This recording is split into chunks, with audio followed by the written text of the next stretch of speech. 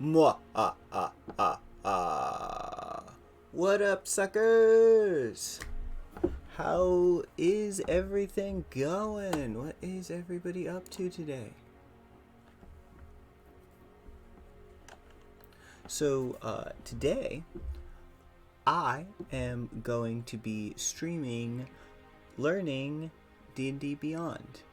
Watching illegally.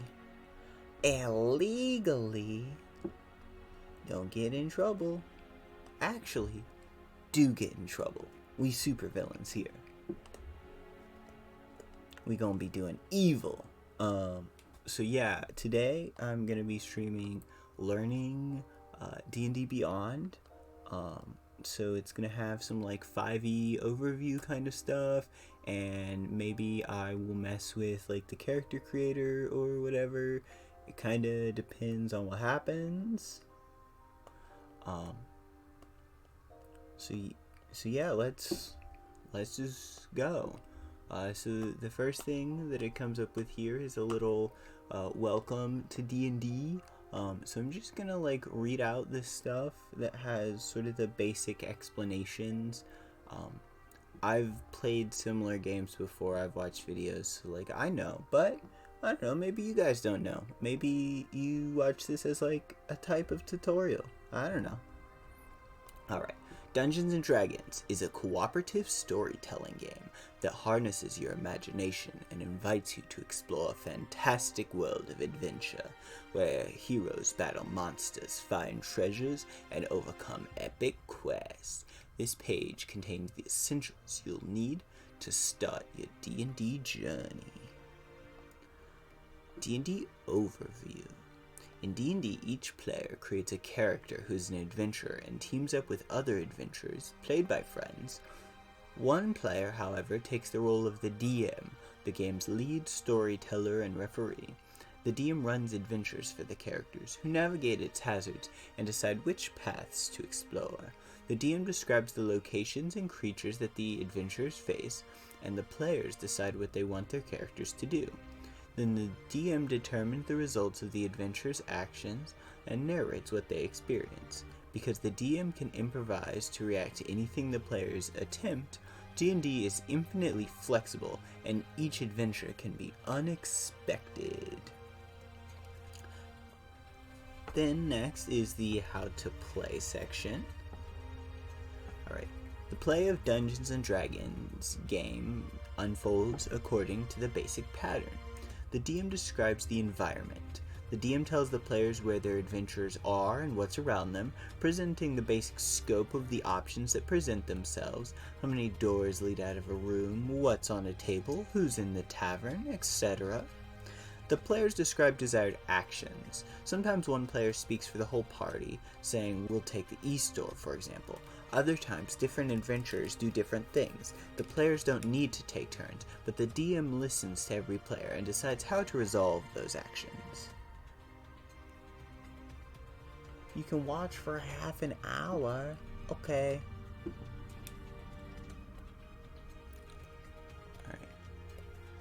The DM narrates the results. Describing the results often leads to another decision point, which brings the flow of the game right back to step 1. This pattern holds whether the adventurers are cautiously exploring a ruin, talking to a devious prince, or locked in mortal combat against a dragon. Game dice. The game uses polyhedral dice with different numbers of sides. In these rules, the different dice are referred to by the letter D followed by the number of sides: D4, D6, D8, D10, D12, and D20. For instance, D6 is a 6-sided die, the typical cube. Percentile dice, or D100, work a little differently. You generate a number between 1 and 100 by rolling 2 different D10s numbered from 0 to 9. One die, designated before you roll, gives the tens digit, the other gives the ones digit. If you roll a 7 and a 1, for example, the number rolled is 71. 2 zeros represent 100. And when you need to roll dice, the rules tell you how many dice to roll of a certain type, as well as what modifiers to add. For example, 3d8 plus 5 means you roll 3 8-sided dice, add them together, and then add 5 to the total. Pretty basic. The core rule. When the outcome of an action is uncertain, the game relies on the roll of a d20 to determine success or failure. Ability checks, attack rolls, and saving throws are 3 main kinds of d20 rolls, forming the core of the game's rules. All 3 follow these simple steps. Roll the die and add a modifier. Roll a d20 and add the relevant modifier. This is typically the modifier derived from one of the 6 ability scores, and it sometimes includes a proficiency bonus to reflect a character's particular skill. What's that emoji for? Big eyebrows? Is it big eyebrows man? Apply any bonuses or penalties. A class feature, a spell, a particular circumstance, or some other effect might give a bonus or penalty to the check. Also, the roll might have advantage or disadvantage. Compare the total to a target. If the total equals or exceeds the target number, the ability check, attack roll, or saving throw is a success. Otherwise, it's a failure. The DM is usually the one who determines target numbers and success. Why brain explode? This is just the game basics. This is just the easy parts. Alright, other rules to remember. Additional things to keep in mind during play include the DM adjudicates the rules. The DM is the final authority on how the rules work in play. If there's ever a question about how something functions in the game, the DM provides the answer. This helps keep the game moving. If you're the DM, remember this: D&D is a co-op game, so make rules and decisions that enhance the enjoyment of the group. Round down. Whenever you divide a number in the game, round down if you end up with a fraction, even if the fraction is 1/2 or greater. This is the case in every circumstance unless a more specific rule specifies that you should round up instead. If any doubt emerges, round down. Specific beats general. Many things in the game, racial traits, class features, spells, items, abilities, etc., break the general rules in some way, creating an exception to how the rest of the game works. If a specific rule contradicts with a general rule, the specific rule wins. For example, you always round down when you end up with a fraction in D&D, but you might have a class feature that tells you to round to a particular fraction up. That feature creates a minor exception in the game. Effects with the same name don't stack. Different effects in the game can affect a target at the same time. For example, 2 different benefits can give you a bonus to your armor class, but when 2 or more effects have the same proper name, only one of them applies while the durations of the effects overlap. A duration is a time span of 1 round or more. The most potent effects, such as the highest bonus, is the one that applies, or the most recent effect applies if the effects are equally potent. For example, if Bless spell is cast on you when you're still under the effect of an earlier Bless, you gain the benefit of only 1 casting. Pretty simple stuff, pretty basics. Alright, next, creating a character. Forge your legend. The first step in playing an adventure in Dungeons & Dragons is to create a character of your own, a combination of game statistics, role-playing hooks, and your imagination. You choose a race such as human or elf, and a class such as a fighter or wizard. You also invent the personality, appearance, and backstory of the character. What is this exactly? This is a page from D&D Beyond, which is the website made by Wizards of the Coast that allows you to have like digital character sheets and stuff like that for Dungeons and Dragons. So this is just a page that explains all the basics. I'm reading through this, and then I'm gonna try to read through some more detailed information, and maybe play around with the character building and stuff. This is just the like very simple explanation of what is D&D and what's in it.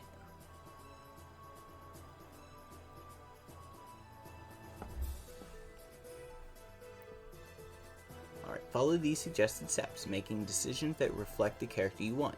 Your conception of your character might evolve with each choice you make.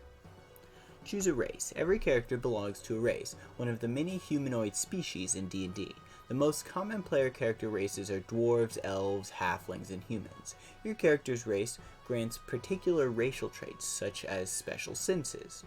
Then you choose a class. Every adventurer is a member of a character class. Class broadly describes your character's vocation, special talents, and the tactics the character is most likely to employ when exploring a dungeon.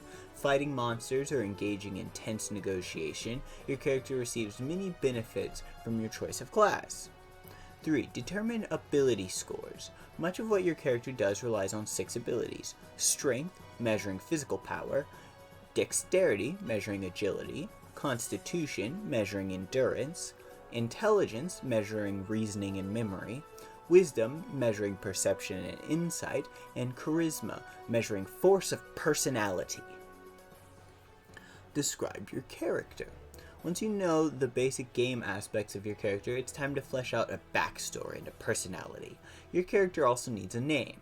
Spend a few minutes thinking about the character's behavior and looks. You will also need to choose a background for your character.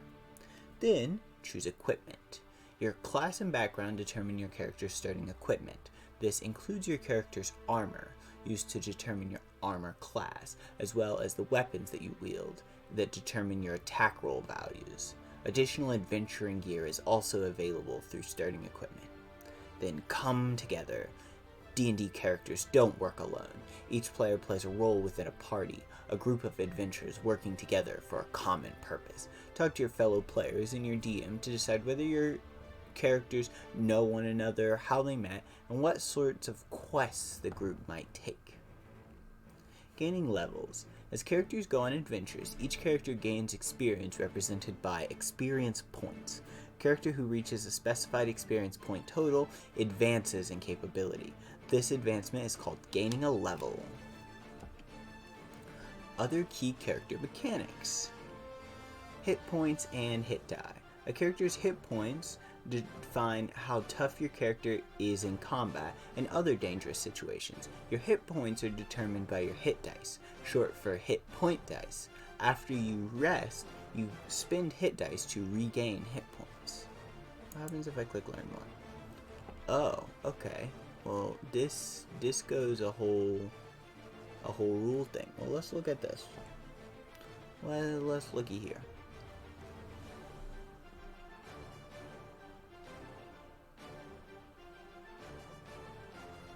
I'm just looking at how important this stuff would be to read, or how interesting it might be to read. This is just an excerpt from the rule book. It looks like pretty interesting, but I don't think I'm gonna read it right now. What happens if I just click here? Okay.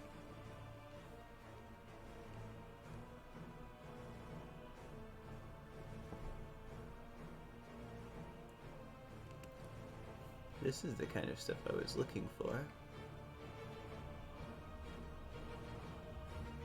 You know what? Sure. Let's look at this stuff.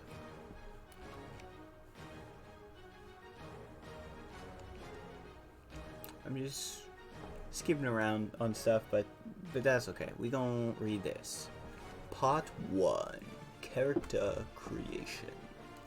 Your first step as playing an adventure in Dungeons & Dragons game is to imagine and create a character of your own.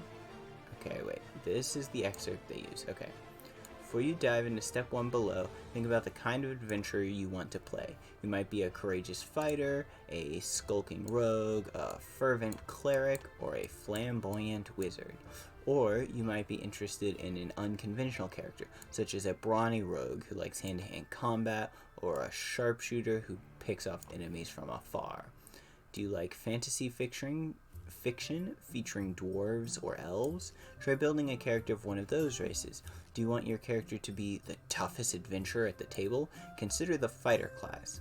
If you don't know where else to begin, Take a look at the illustrations in any Dungeons & Dragons book to see what catches your eye. Once you have a character in mind, follow these steps in order, making decisions that reflect the character you want.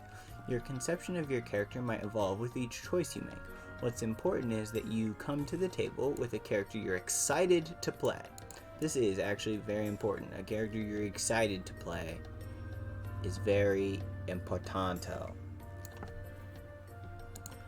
Throughout this section, we use the term character sheet to mean whatever you use to track your character, whether it's a formal character sheet like the one at the end of the rules, some form of digital records, a piece of notebook. An official D&D character sheet is a fine place to start till you know what info you need to use during the game. Building Brunor. Okay. So each step of character creations includes an example of that step with a player named Bob building his dwarf Brunor. Brunor the dwarf. Yes. Every character. Okay. Some races also have sub-races such as Mountain Dwarf or Wood Elf. The races section provides more information about these races. The race you choose contributes to your character's identity in an important way by establishing a general appearance and the natural talents gained from culture and ancestry. Your character's race grants particular racial traits such as special senses, proficiency with certain weapons or tools, proficiency in one or more skills, or the ability to use minor spells. These traits sometimes dovetail with the capabilities of certain classes. For example, the racial traits of Lightfoot Halflings make them exceptional rogues, and High Elves tend to be powerful wizards. Sometimes playing against type can be fun too. Halfling Paladins and Mountain Dwarf Wizards, for example, can be unusual but memorable characters. Your race also increases one or more of your ability scores, which you determine in step 3. Note these increases, remember to apply them later. Record traits granted by your race on your character sheet. Be sure to note your starting languages and your base speed as well. Building Brunor. Step 1. Bob is sitting down to create his character. He decides that a gruff mountain dwarf fits the character he wants to play. He notes all the racial traits of dwarves on his character sheet, including his speed of 25 feet and the languages he knows, Common and Dwarvish. Choose a class. Every adventurer is a member of a class. Okay. Right, your character receives a number of benefits from your choice of class. Many of these benefits are class features, capabilities including spellcasting, that set your character apart from members of other classes. You also gain a number of proficiencies and sometimes tools. Your proficiencies define many of the things your character can do particularly well, from using certain weapons to telling a convincing lie. On your character sheet, record all the features that your class gives you at first level. Typically, a character starts at first level and advances in level by adventuring and gaining experience points. A first level character is inexperienced in the adventuring world, although he or she might have been a soldier or pirate and done dangerous things before. Starting off at first level marks your character's entry into adventuring life. If you're already familiar with the game, or you are joining an existing D&D campaign, your DM might decide to have you begin at a higher level, on the assumption that your character has already survived a few harrowing adventures. Record your level on your character sheet. If you're starting at a higher level, record the additional elements your class gives you for levels past first. Also record your XP points. At first level, a character has 0 XP. A higher level character typically begins with the minimum amount of XP required to reach that level.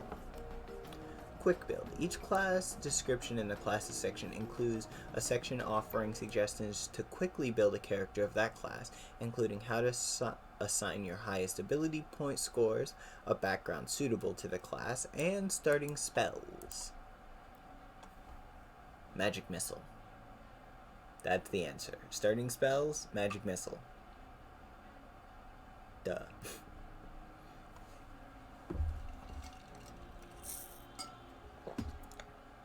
Or Eldritch Blast, obviously. Okay. Your character's hit points define how tough your character is in combat and other dangerous situations. Your hit points are determined by your hit dice. At first level, your character has one hit die, and the die type is determined by your class. You start with hit points equal to the highest roll of that die, as indicated in the class description. You also add your Constitution modifier, which you'll determine in step 3. This is also your HP maximum. Okay, so there are games that actually exist to be like D&D with less numbers and more dragon. I literally just realized also that my on-screen chat can't be read like that. Also, I can't really fix it too much right this second. But yeah, so there is a such thing as tabletop role-playing games that are less rules and numbers and more just like monster hack and slash kind of games. I can't think of the names of any off the top of my head, but there are some people who just like straight up do nothing but roll d20s, and then if it's like above 10 it hits, and then just like kill things mercilessly all the time. And that can be fun. Like, you can play D&D with less complicated rules, but complicated rules give you a puzzle to work around sometimes, and not having any of that means that one person can just go, well, I win everything. And then you go, okay, but there's no challenge in that. And they go, well, I just killed your character, so meh.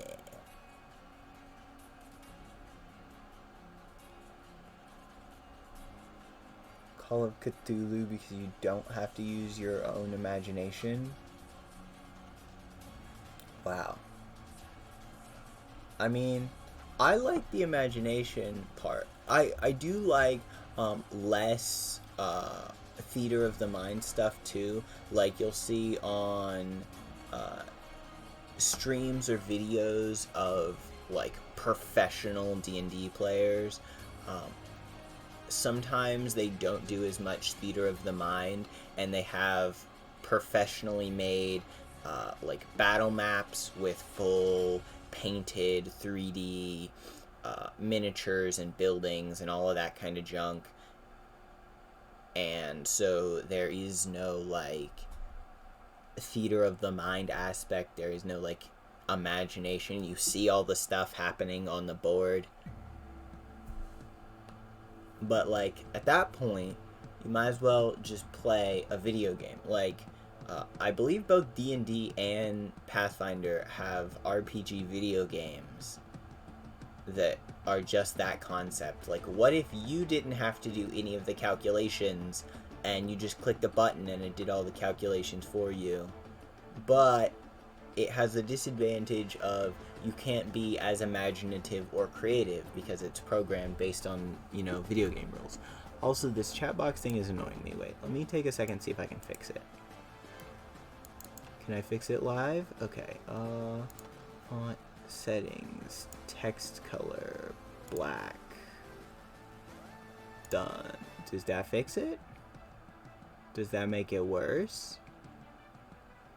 Somebody has to type in chat before it'll show me, I think. I think I might have fixed it, potentially. If not, I just ruined it. Oh well.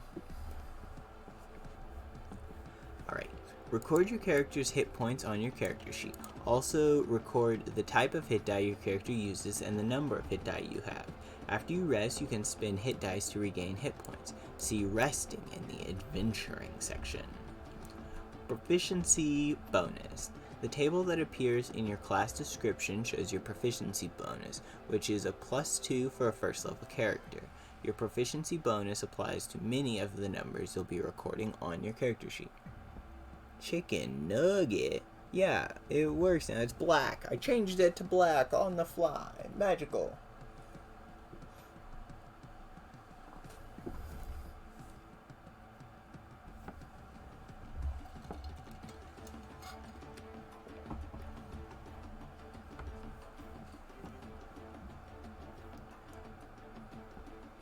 Alright, so proficiency bonus applies to things like attack rolls with weapons you're proficient with, attack rolls with spells, ability checks for using skills you're proficient in, ability checks using tools you're proficient with, saving throws you're proficient in, and saving throw DCs for spells that you cast. Your class determines your weapon proficiencies and your saving throw proficiencies, and some of your skill and tool proficiencies. Your background gives you additional skill and tool proficiencies, and some races give you more proficiencies. Be sure to know all of these proficiencies as well as your bonus on your character sheet. Your proficiency bonus can't be added to a single die roll or other number more than once. Occasionally, your proficiency bonus might be modified, doubled or halved, for example, before you apply it. If a circumstance suggests that your proficiency bonus applies more than once to the same roll, or that it should be multiplied more than once, you nevertheless add it only once, multiply it only once, and have it only once. Simple, easy stuff there. Okay. Building Bruenor, Step 2. Bob imagines Bruenor charging into battle with an axe, one horn on his helmet broken off. He gives Bruenor a fighter and notes the fighter's proficiencies and first level class features on the character sheet.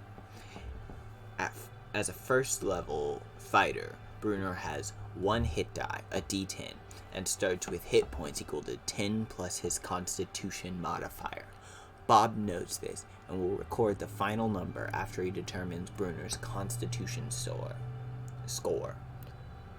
I did my vocal warm-ups. Why is my mouth making this hardness?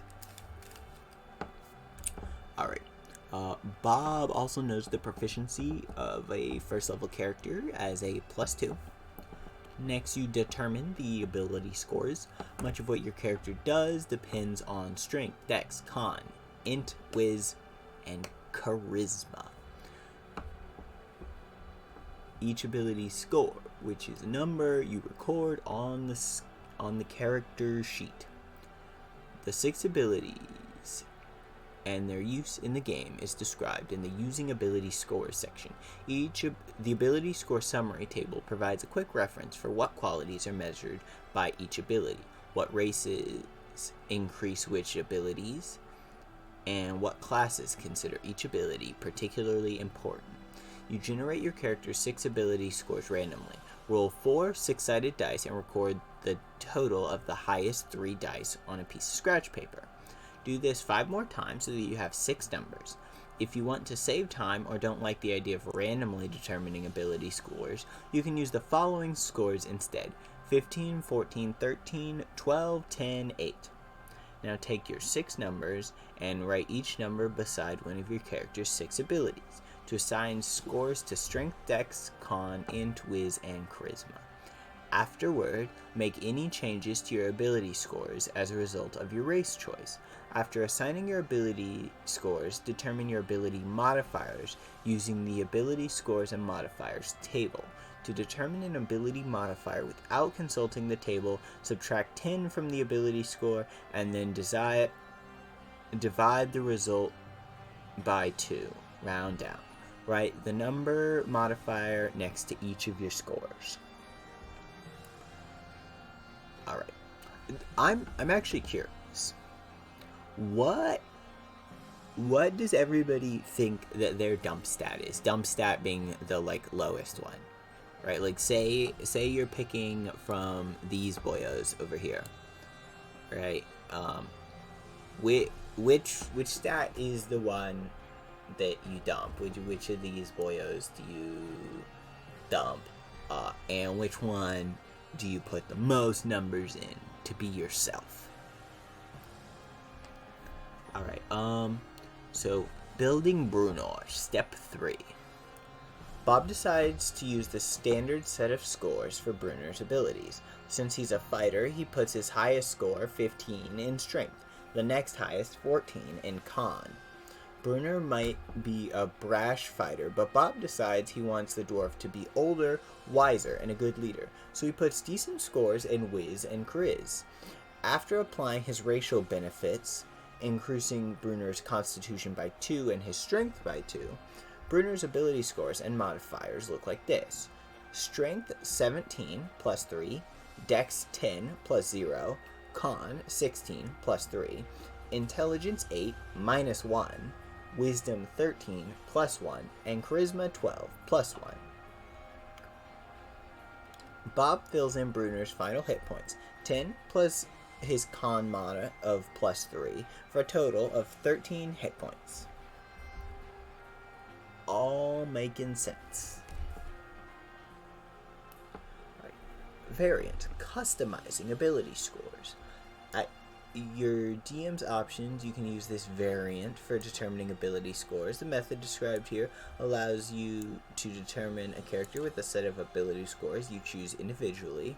You have 27 points to spend on your ability scores. The cost of each score is shown on the table. For example, 14 costs 7 points. Using this method, 15 is the highest ability score you can end up with before applying racial increases. You can't have a score lower than 8. Okay, so this is the point buy method. Alright, ability score summary. So Strength measures natural athleticism and body power. Important for barbarians, fighters, and paladins. Racial increases. So mountain dwarves, dragonborn, half-orc, and humans all get bonuses to Strength. Dex measures physical agility, reflexes, balance, and poise. Important for monks, rangers, and rogues. Elves, halflings, forest gnomes, and humans get a bonus to that. Con measures health, stamina, and vital force. Important for basically everyone that's your HP. Okay, bye Phoebe. Get good dinners. Have good dinners.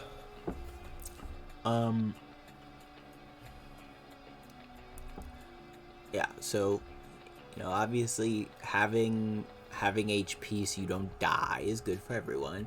Dwarves, stout halflings, rock gnomes, half-orcs, and humans get increases to Con. Intelligence measures mental acuity, information recall, and analytical skill. It's important for wizards. And you get high elves, gnomes, tieflings, and humans get bonuses to intelligence. It's not just important for wizards, it's also important for... Wow, brains went out of my head as soon as I was about to say them. Artificer. Artificers also use intelligence, I believe. Alright. Wisdom measures awareness, intuition, and insight. Important for clerics and druids. Hill dwarves, wood elves, and humans get a bonus to wisdom. Charisma measures confidence, eloquence, and leadership. It's important for bards, sorcerers, and warlocks. And half-elves, drow, lightfoot halflings, dragonborn, tiefling, and humans all get a charisma bonus. What's crazy to me is so many characters in D&D get charisma bonuses and are charisma casters, even if they are janky murder hobos. Like, yes, you have not showered in 24 months or so, and you're covered in goo and various forms of monster blood. But, yes, absolutely, you are the most convincing leader I've ever heard of, just due to natural power.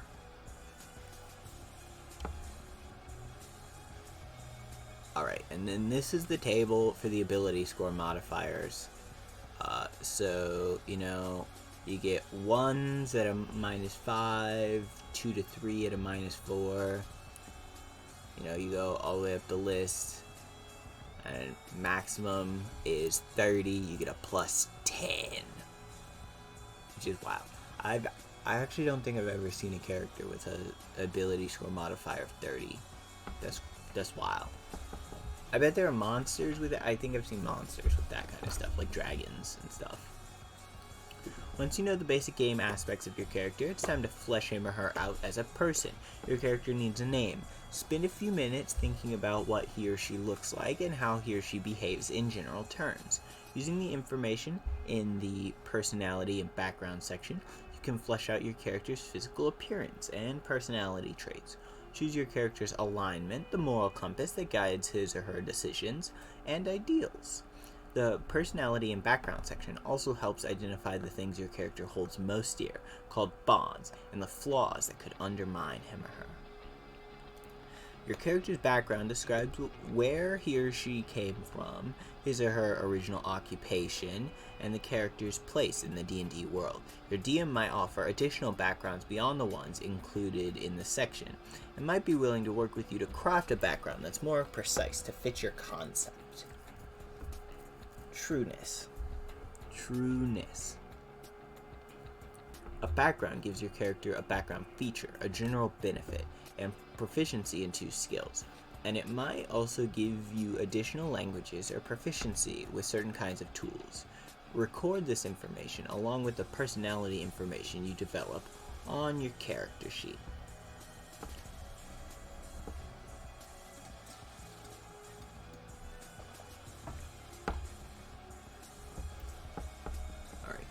Your character's abilities. Take your character's ability scores and race into account as you flesh out his or her appearance and personality. A very strong character with low intelligence might think and behave very differently from a smart character with low strength. For example, high strength usually corresponds with a burly or athletic body, while a character with low strength might be scrawny or plump. A character with high dexterity is probably lithe and slim, while a character with low dexterity might be gangly, awkward, or heavy. A character with high con usually looks healthy with bright eyes and abundant energy, and a character with low con might be sickly or frail. A character with high int might be highly inquisitive and studious, while a character with low int might speak simply or easily forget details. Character with high wisdom usually has good judgment, empathy, or a general awareness of what's going on. Character with low wisdom might be absent-minded, foolhardy, or oblivious. Character with high charisma exudes confidence, which is usually mixed with a graceful or intimidating presence. A character with low charisma might come across abrasive, inarticulate, or timid. Or, to simplify that, the way very many people do, is the strunk boy, big buff, Dexy, very, what's the word? I guess just like very stealthy, con, very strong in a different way, I guess. I don't know. Like, this was supposed to be a setup, and I didn't think through the setup, and the punchline was just going to be that characters with charisma fuck. That's just the joke. That's it. That's all I was going for. Just the cliche joke. I didn't say I was that clever, okay? Okay. Building Brunor. Step 4. Bob fills in some of Bruner's basic details: his name, his sex, his height and weight, his alignment, his strength and con suggest a healthy athletic body, and his low intelligence suggests a degree of forgetfulness. Bob decides that Bruner comes from a noble line, but his clan was expelled from its homeland when Bruner was very young. He grew up working as a smith in remote villages of Icewind Dale, but Bruner has a heroic destiny to reclaim his homeland, so Bob chooses the folk hero background for his dwarf. He knows the proficiencies and special feature this background gives him. Bob has a pretty clear picture of Bruner's personality in mind, so he skips the personality traits suggested in the folk hero background, noting instead that Bruner is a caring, sensitive dwarf who genuinely loves his friends and allies, but he hides a soft heart behind a gruff, snarling demeanor.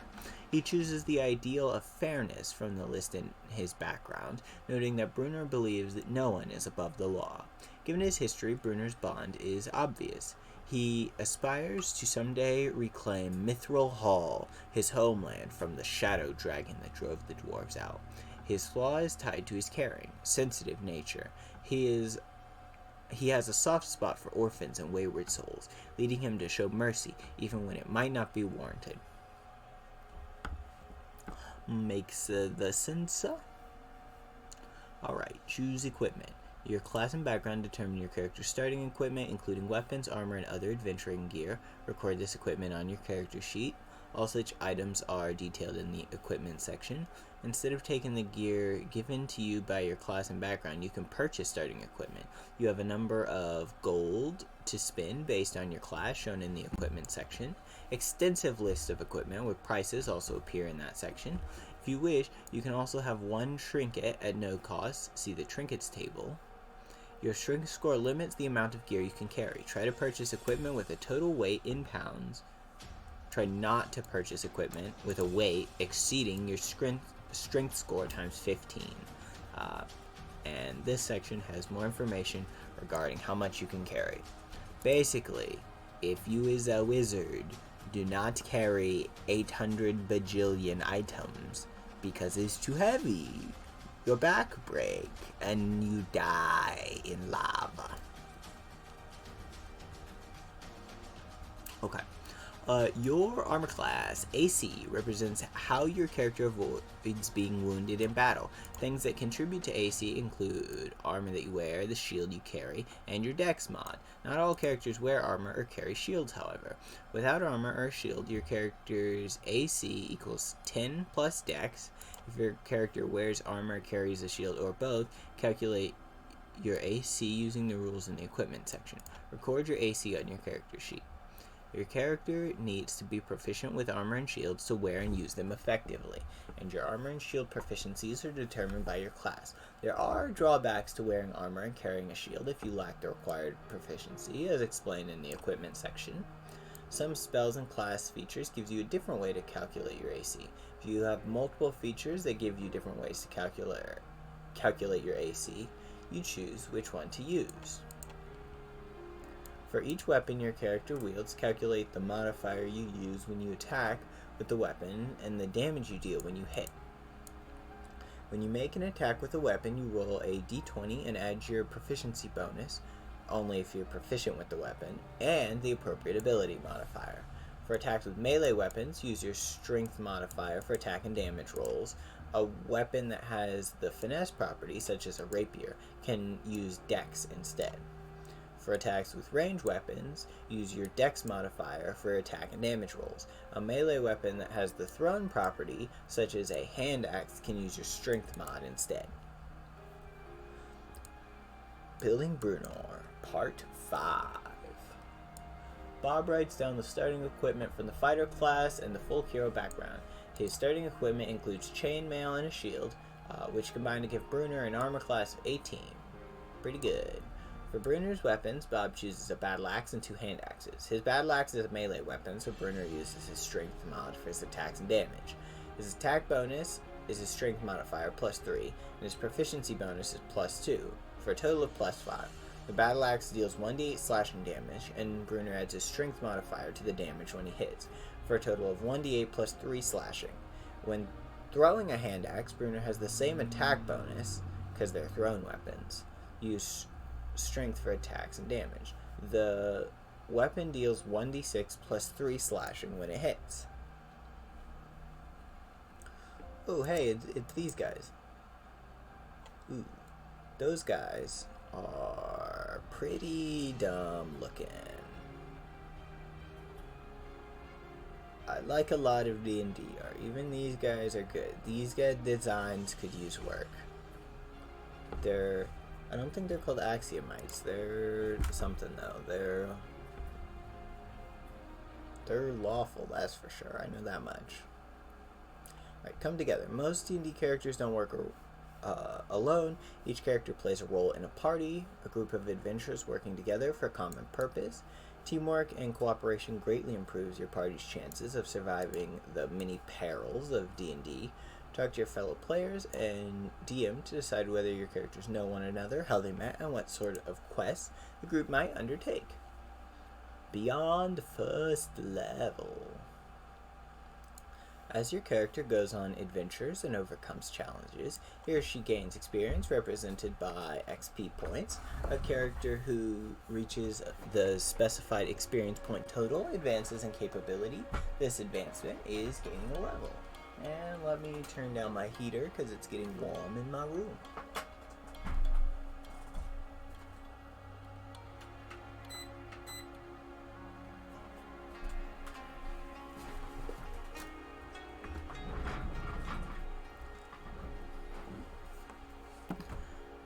Class features and hit die. When your character gains a level, his or her class often grants additional features, as detailed in the class description. Some of these features allow you to increase ability scores, either by increasing 2 scores by 1 each or increasing 1 score by 2. You can't increase an ability score above 20. In addition, every character's proficiency bonus increases at certain levels. Each time you gain a level, you gain 1 additional hit die. Roll that hit die, add your Constitution modifier to the roll, and add the total minimum of 1 to your hit point maximum. Alternatively, you can use the fixed value shown in your class entry, which has the average result of the die roll rounded up. When your con modifier increases by 1, your hit point maximum increases by 1 for each level you have attained. For example, if your 7th level fighter has a Constitution score of 17, when he reaches 8th level, he increases his Constitution score from 17 to 18, thus increasing his con modifier from +3 to +4. His hit point maximum then increases by 8. That's a thing that's different than Pathfinder. Wait, let me read that over again, see if I understand it.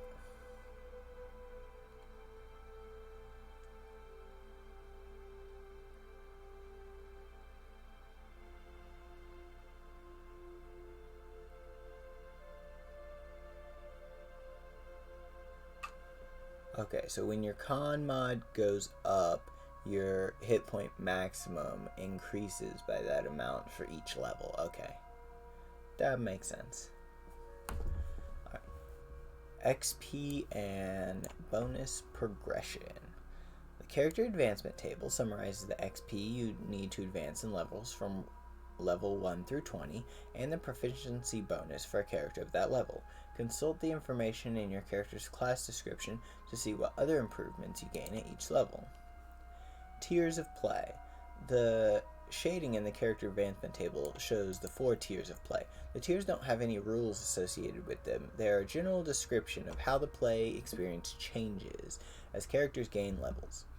The first tier. Characters are effectively apprentice adventurers. They are learning the features that define them as members of particular classes, including the major choices that favor their class features as they advance, such as a wizard's arcane tradition or a fighter's martial archetype. The threats they face are relatively minor, usually posing a danger to local farmsteads and villages. In the second tier, levels 5 to 10, characters come into their own. Many spellcasters gain access to 3rd level spells at the start of this tier, crossing a new threshold of magical power, with spells such as Fireball and Lightning Bolt. Ooh, I like how this does this. Fireball and Lightning Bolt. Fireball, one of the good spells, one of the best spells, great spell, cool spell. Alright, at this tier, many weapon-using classes gain the ability to make multiple attacks in one round. These characters have become important, facing dangers that threaten cities and kingdoms. In the third tier, levels 11 through 16, characters have reached a level of power that sets them high above the ordinary populace and makes them special even among adventurers. At 11th level, many spellcasters gain access to 6th level spells, some of which create effects previously impossible for player characters to achieve. Other characters gain features that allow them to make more attacks or do more impressive things with those attacks. These mighty adventurers often confront threats to whole regions and continents. At the 4th tier, levels 17 through 20, characters achieve the pinnacle of their class features, becoming heroic or villainous archetypes in their own right. The fate of the world, or even the fundamental order of the multiverse, might hang in the balance during these adventures. Sounds about right. Alright, and here's the character advancement table. Alright, so you gain... I see, wait, is this... I wonder, does the proficiency bonus here stack, or is that constant? So you have a +2 prof bonus until level 5. I have to double check on that.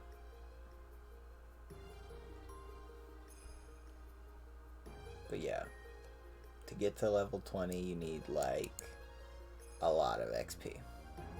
355,000 XP points.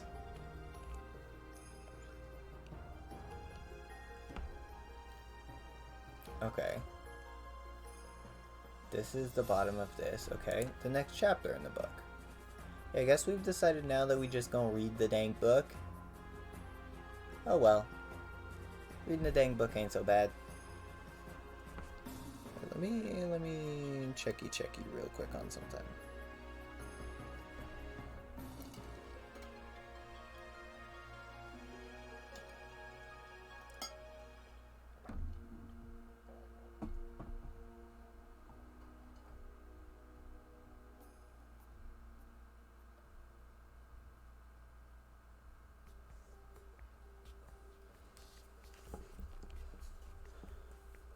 Alright, part 1 of character creation.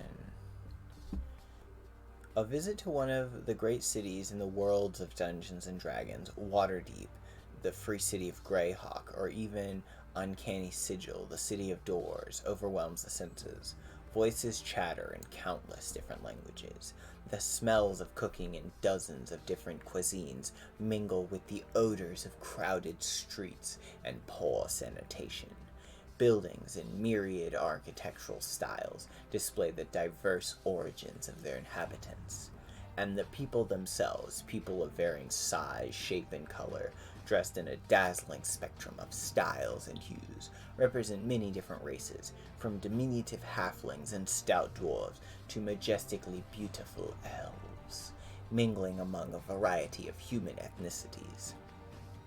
Scattered among the members of these more common races are the true exotics, hulking dragonborn, pushing through his way through a crowd. A sly tiefling there, lurking in the shadows with mischief in her eyes. A group of gnomes laughs as one of them activates a clever wooden toy that moves of its own accord. Half-elves and half-orcs live and work alongside humans without fully belonging to the races of either of their parents.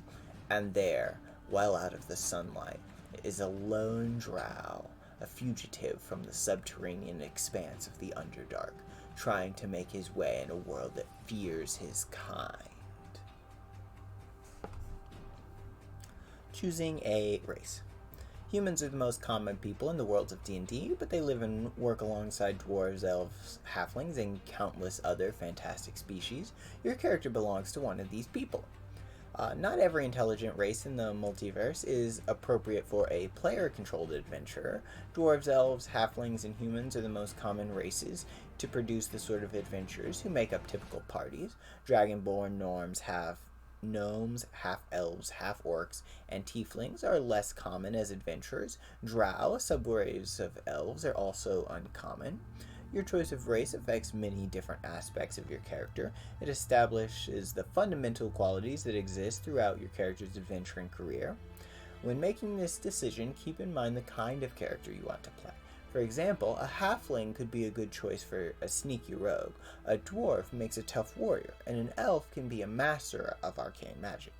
Your character race not only affects your ability scores and traits, but also provides the cues for building your character's story.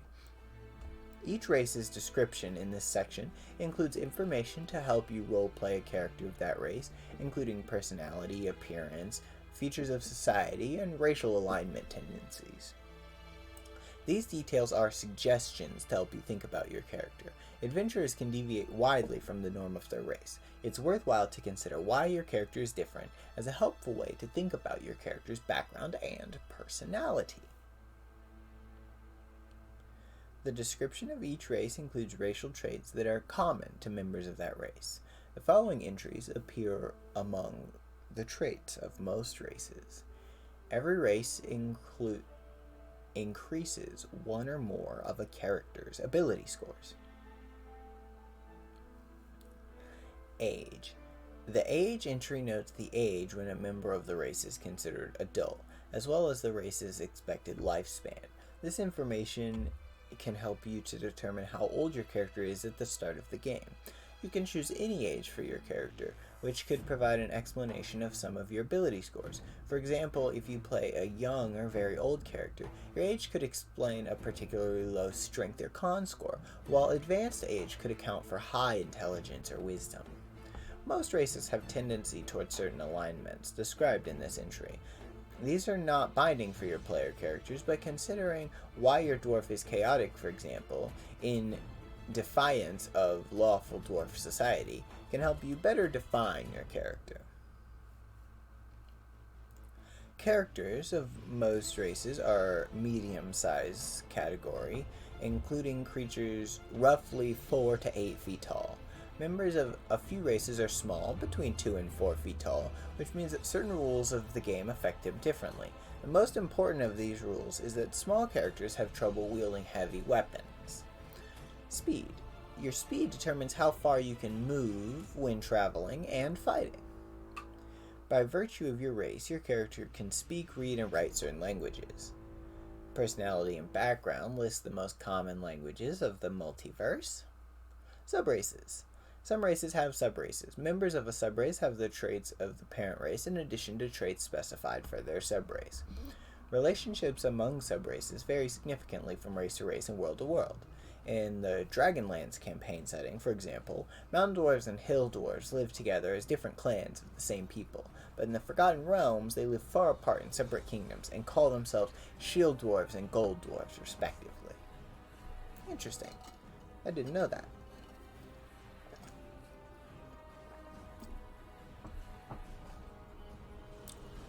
Ooh, here's a quote from R.A. Salvatore, who is the person who writes books set in the D&D worlds. A dwarf is the first race here. Should we read through all these races? I mean, these are just the most basic races, really.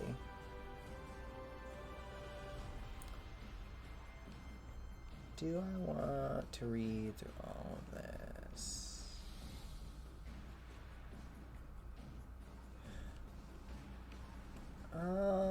Yeah, I'll read some of it. I'll read the important numbersy bits. Alright, so dwarves have an assortment of inborn abilities. So, +2 con. Dwarves mature at the same rate as humans, but they're considered young until they reach the age of 50. On average, they live about 350 years. Most dwarves are lawful, believing firmly in the benefits of ordered society. They tend towards good as well, with a strong sense of fair play and a belief that everyone deserves to share in the benefits of a just order. Dwarves stand between 4 and 5 feet tall and average about 150 pounds. Their size is medium. Base walking speed is 25 speed. Your feet is not reduced when wearing heavy armor. Accustomed to a life underground, you have superior vision in dark and dim conditions. You can see in dim light within 60 feet, as if you were in bright light, and in darkness, as if it were dim light. You can't discern color in darkness, only shades of gray. You have advantage on saving throws against poison, resistance against poison. Dwarven Combat. You have proficiency with battle axe, hand axe, light hammer, and warhammer as a dwarf. You gain proficiency with artisan's tools of your choice, smith's tools, brewer's supplies, or mason's tools. Stone cunning. Yes, the most famous strange dwarf ability that's been around for basically ever and is really strange. That people really like. People who play dwarves all the time, like, are practically geologists half the time, just so they can use this outside of the DM caring about it. So whenever you make an intelligence history check related to the origin of stonework, you are considered proficient in the history skill, and add double your proficiency bonus to the check instead of your normal proficiency bonus. What this means is if it has to do with rocks or stonework, you know, like, a lot about it, which is weird. Alright, dwarves can speak, read, and write in Common and Dwarvish. Dwarvish is full of hard consonants and guttural sounds, and those characteristics spill over into whatever language a dwarf might speak. Which is why for dwarves, people use Scottish accents a lot of the time. Subrace. Two main subraces of dwarves populate the worlds of D&D, hill dwarves and mountain dwarves. Choose one of those. Ooh, and Dwargar. In cities deep in the Underdark live the Dwargar, or Grey Dwarves. These vicious, stealthy slave traders raid the surface world for captives, sell their prey to the other races of the Underdark. They have innate magical abilities and become invisible and temporarily grow to giant size. Interesting. As a hill dwarf, you have keen senses, deep intuition. Gold dwarves of Faerun in their mighty southern kingdom are hill dwarves, as are the exiled Nidar and the debased Clar of Kryn in the Dragonlance setting. Right. Wisdom increased by 1, and HP maximum increases by 1, and it increases by 1 every time you gain a level as a hill dwarf. That's actually pretty good. Mountain dwarves. As a mountain dwarf, you're strong and hardy, accustomed to difficult terrain, probably on the tall side for a dwarf, and tend towards lighter skin. The shield dwarves of northern Faerun, as well as the Hylar clan and the noble Daewar clan of Dragonlance, are mountain dwarves. Strength increases by 2. You have proficiency with light and medium armor. Pretty cool. Next are the elves. The pretty elves.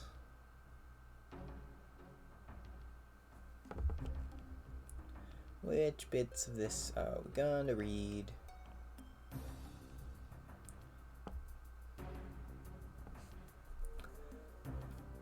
Elves have +2 to dexterity. Although elves reach physical maturity at about the same age as humans, the elven understanding of adulthood goes beyond physical growth to encompass worldly experience. An elf typically claims adulthood and an adult name around the age of 100, and can live to be 750 years old. Elves love freedom, variety, and self-expression, so they lean strongly towards the gentler aspects of chaos. They value and protect others' freedom as well as their own. They're more often good than not. The Drow are an exception. Their exile into the Underdark has made them vicious and dangerous. Drow are more often evil than not. Elves range from under 5 feet to over 6 feet tall and have slender builds. Their size is medium. They have a base walking speed of 30 feet. Accustomed to the twilight forest and the night sky, they have superior vision in dim and dark conditions. You can see dim light within 60 feet as if you were in bright light, and in darkness as if it were dim light. You can't discern color in darkness, only grays. Elves have proficiency with the perception skill, and they have Fey ancestry, which gives advantage on saving throws against being charmed, and magic can't put them to sleep. Elves don't need to sleep. Instead, they meditate deeply, remaining semi-conscious for 4 hours a day. The common word for such is a trance. While meditating, you can dream after a fashion. Such dreams are actually mental exercises that have become reflexive through years of practice. After resting in this way, you gain the same benefit that a human does from 8 hours of sleep. You can speak, read, and write Common and Elvish. Elvish is fluid, with subtle intonations and intricate grammar. Elven literature is rich and varied, and the songs and poems are famous among other races. Many bards learn their language so they can add Elvish ballads to their repertoires. Oh hey! What up, Zochimi? E? What E? E?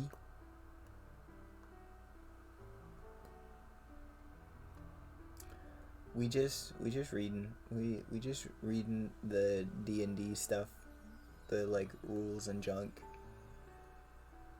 I'm reading about elves right now, in a sensual elven voice.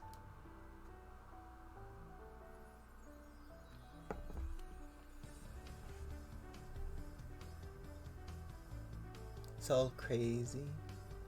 I feel that. Life be crazy. Ancient divides among the elven people resulted in 3 main subraces: the High Elves, the Wood Elves, and the Dark Elves, who are commonly called Drow. Choose one of these subraces. In some worlds, these subraces are divided still further, such as the Sun Elves and Moon Elves of the Forgotten Realms. So if you wish, you can choose a narrower subrace.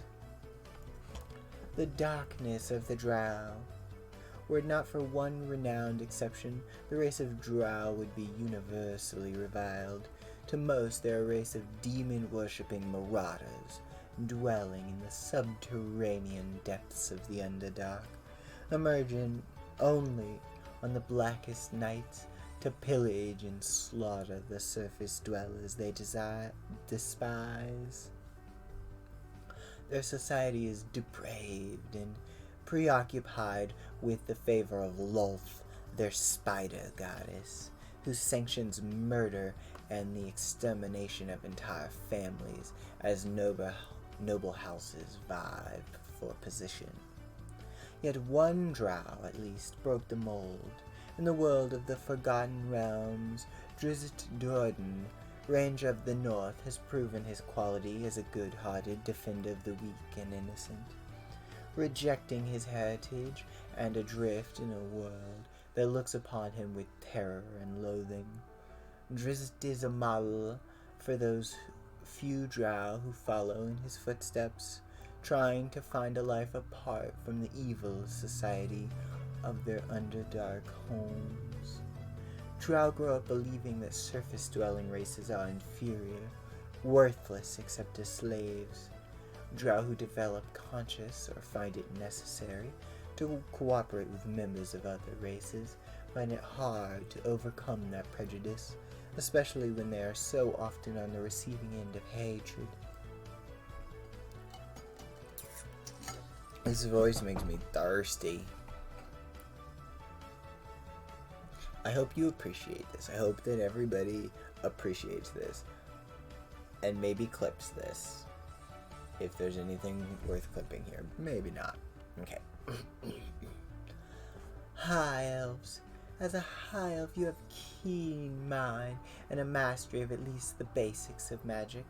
In many of the worlds of D&D, there are 2 kinds of High Elves. One type, which includes the Grey Elves and the Valley Elves of Greyhawk, the Sylvanesti of Dragonlance, and the Sun Elves of the Forgotten Realms is haughty and reclusive, believing themselves to be superior to non-elves and even other elves. The other type, including the High Elves of Greyhawk, the something of Dragonlance, and the Moon Elves of the Forgotten Realms, are more common and more friendly, and often encountered among humans and other races.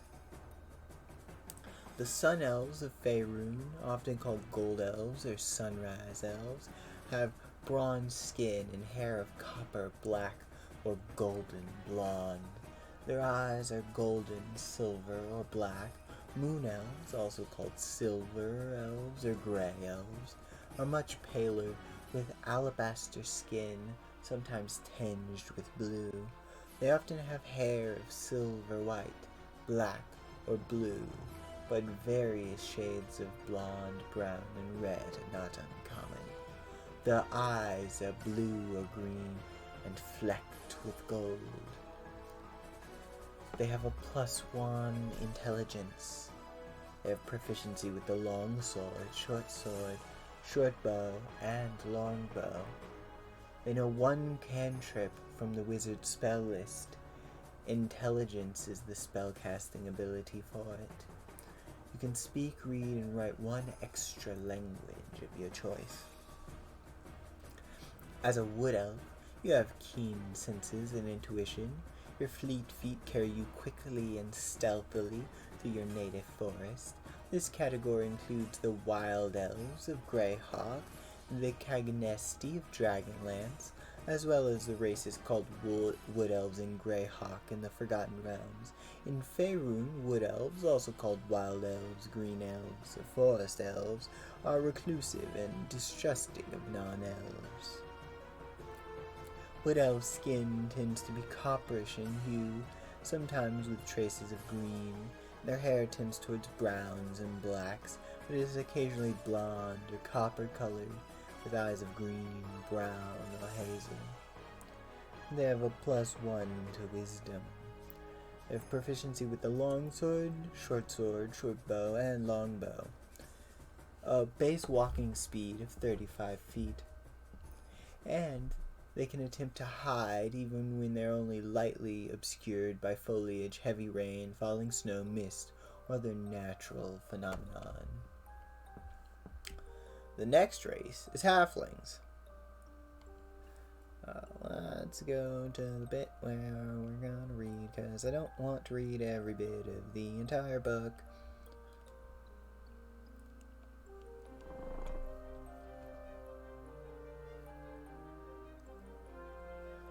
Halflings have a +2 dex. They reach adulthood around the age of 20 and generally lives to the middle of his or her second century. Most halflings are lawful good. As a rule, they're good-hearted and kind, hate to see others in pain, and have no tolerance for oppression. They are also very orderly and traditional, leaning heavily towards support of their community and the comfort of their own ways. Halflings average about 3 feet tall and weigh about 40 pounds. They have a small size, base walking speed of 25 feet. When you roll a 1 on the d20 for an attack roll, ability check, or saving throw, you can re-roll the die and must use the new roll. They have advantage on saving throws against being frightened. They can move through the space of any creature that is a size larger than yours. They can speak and read and write Common and Halfling. The Halfling language isn't secret, but Halflings are loath to share it with others. They write very little, so they don't have a rich body of literature. Their oral tradition, however, is very strong. Almost all Halflings speak Common to converse with people in whose lands they dwell or through which they are traveling. The two main kinds of Halfling, Lightfoot and Stout, are more like closely related families than true subraces. You choose one of the subraces. As a Lightfoot Halfling, you can easily hide from notice, even using other people as cover. You're inclined to be affable and get along well with others. In the Forgotten Realms, Lightfoot Halflings have spread the farthest and thus are most common. Lightfoots are more prone to wanderlust than other halflings, and often dwell alongside other races or take up a nomadic life. In the world of Greyhawk, these halflings are called Harefeet, or Tall Fellows. They have a +1 to Charisma, and can attempt to hide even when they're obscured only by a creature that is at least one size larger. Oh, that's interesting. You could just, like, duck behind your friend and hide. That's pretty cool. That's pretty cool. As a stout halfling, you're hardier than average and have some resistance to poison. Some say that stouts have dwarven blood. In the Forgotten Realms, these halflings are called Stronghearts. They're most common in the south. Con increased by 1, have advantage on saving throws against poison, and resistance against poison damage. The next race is the classic humans. Like me, I am human.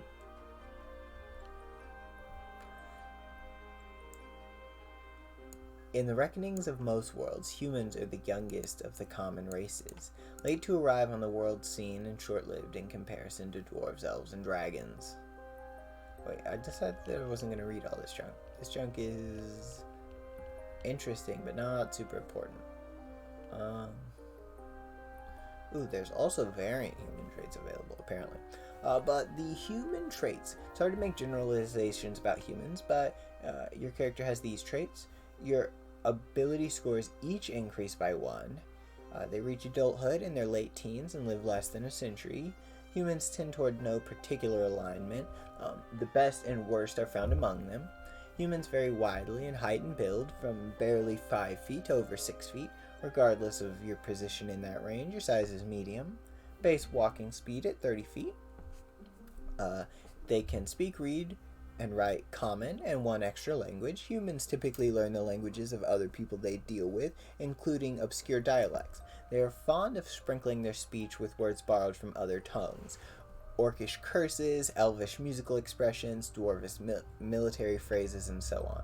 That's actually a really interesting thing. I've not seen that bit before from my experience with, like, Pathfinder and stuff, but this is actually interesting. Humans curse and say words in other languages, like real life humans will just say words like je ne sais quoi. I very much imagine that is, like, the same thing as, like, going like, oh yes, I'm gonna say a fancy Elvish word, je ne sais quoi. And it's pronounced completely not even right at all in any way. I can see that. I can see that happening. It's pretty cool. Okay. Uncommon races. The Dragonborn and the rest of the races in this chapter are uncommon. They don't exist in every world of D&D, and even where they are found, they are less widespread than dwarves, elves, halflings, and humans. So the Dragonborn, the Gnomes, the half-elves, half-orcs, and the tieflings.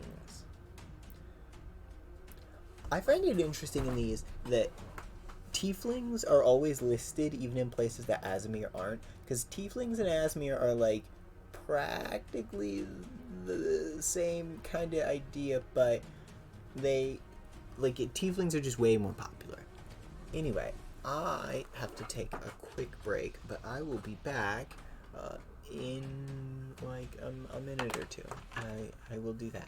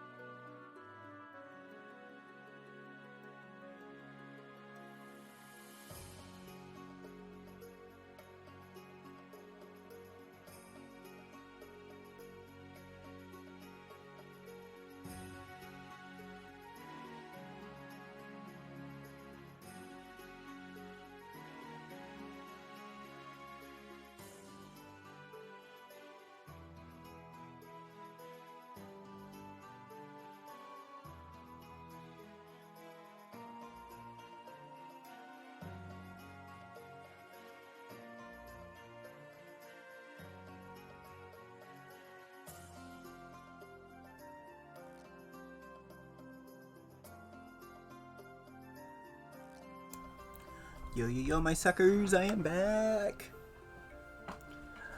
Alright, next we is gonna be reading about the Dragonborns. Okay. Let's see. Dragonborns have +2 strength, +1 charisma. Young Dragonborn grow quickly. They walk hours after hatching. They attain size and development of a 10-year-old child by the age of 3 and reach adulthood by 15. They live to be around 80. Dragonborn tend to extremes, making a conscious choice for one side or the other in the cosmic war between good or evil, represented by Bahamut and Tiamat, respectively. Most Dragonborn are good, but those who side with Tiamat can be terrible villains. Dragonborn are taller and heavier than humans, standing well over 6 feet tall, averaging 250 pounds. They have a medium size and a base walking speed of 30 feet. Alright, and they have a draconic ancestry. If they have a black dragon ancestry, they have an acid breath weapon, which is a 5 by 30 foot line. Okay, so 30 foot line, acid. Blue have a 30 foot line, electricity. Brass have a 30 foot line of fire. And bronze have a 30 foot line of also lightning. Okay, so here's the thing about D&D dragons that actually bothers me a little. And I don't know if I'm the only person that this bothers, but there are 4 main elemental damage types. Right, there's the big 4, and then there's some others like cold, right? So you would think that each set of 5 dragons, which is how they're generally represented, right? Like Tiamat has the 5 evil dragons, and then there's the 5 good dragons, even though there's other types of dragons. Those are like the main ones. You would think that instead of having like 2 lightning and 2 acid and 2 fire just within the, well, okay, so no, this is black and blue. Okay, these guys, oh, they didn't group them, they alphabetical. Never mind, I'm dumb at reading. Okay, yeah, but okay, so gold have a 15-foot cone of fire. Green have a 15-foot cone of poison. Red have a 15-foot cone of fire. Silver have a 15-foot cone of cold. And white have a 15-foot cone of cold. Wait.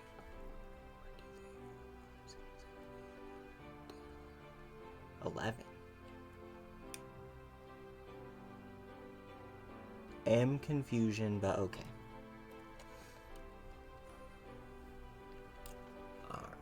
So you choose one type of dragon from the ancestry table. Your breath weapon and damage resistance are determined by the dragon type as shown in the table.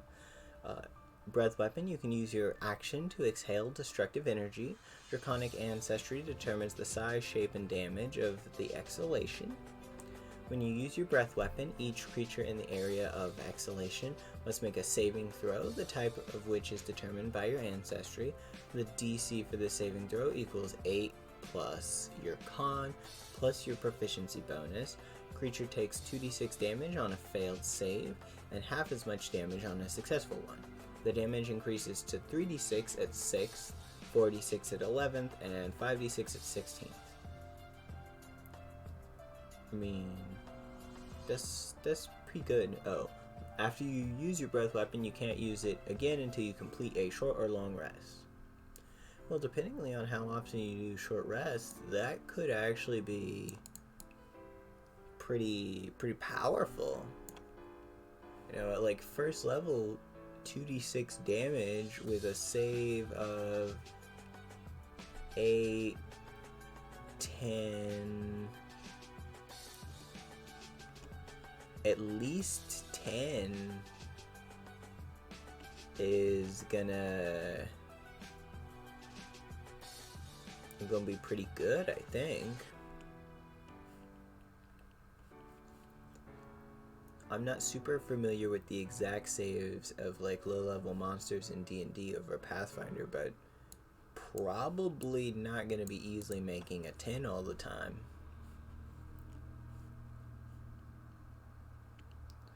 Alright, the next race are Gnomes.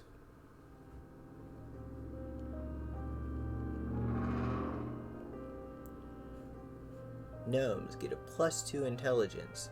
They mature at the same rate as humans, and most are expected to settle down into adult life around the age of 40. They can live 350 to almost 500 years. Gnomes are often good. Those who tend towards law are sages, engineers, researchers, scholars, investigators, or inventors. Those who tend towards chaos are minstrels, tricksters, wanderers, or fanciful jewelers.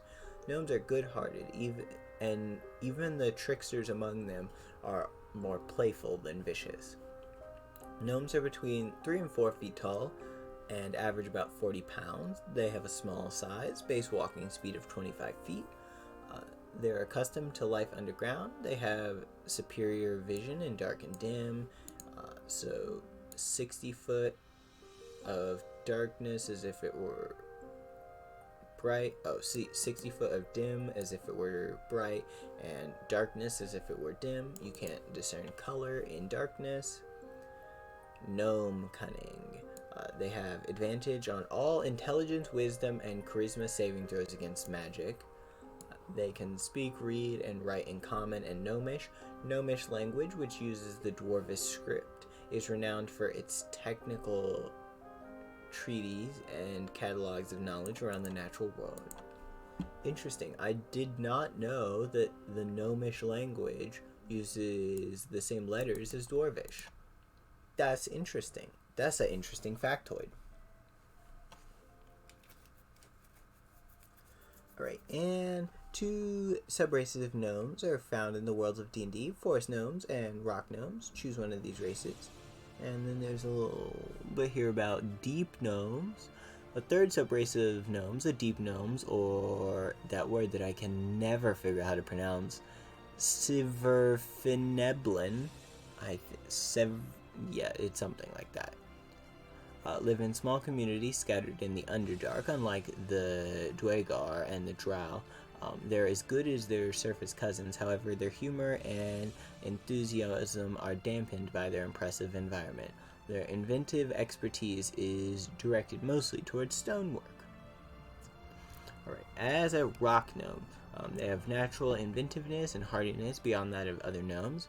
Gnomes in the worlds of D&D, most gnomes in D&D are rock gnomes, including the Tinker Gnomes of the Dragonlance settings. They have a +1 to con. Whenever they make an intelligence check related to magic items, alchemical objects, or technological devices, they can add twice their proficiency bonus instead of any proficiency that would normally apply.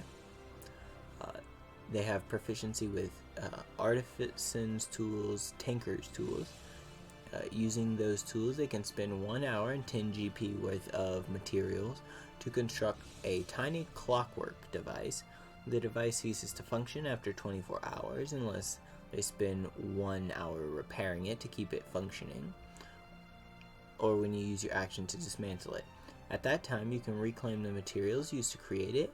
You can have up to 3 such devices at a time. When you create the device, choose one of the following options. A clockwork toy. The toy is an animal, monster, or person. When placed on the ground, the toy moves 5 feet across the ground for each of your turns in a random direction. It makes noises appropriate to the creature that it represents. Firestarter. Device produces a miniature flame which you can use to light a candle, torch, or campfire. Using the device requires your action. Or a music box. When opened, the music box plays a single song at a moderate volume. The box stops playing when it reaches the song's end or when it's closed.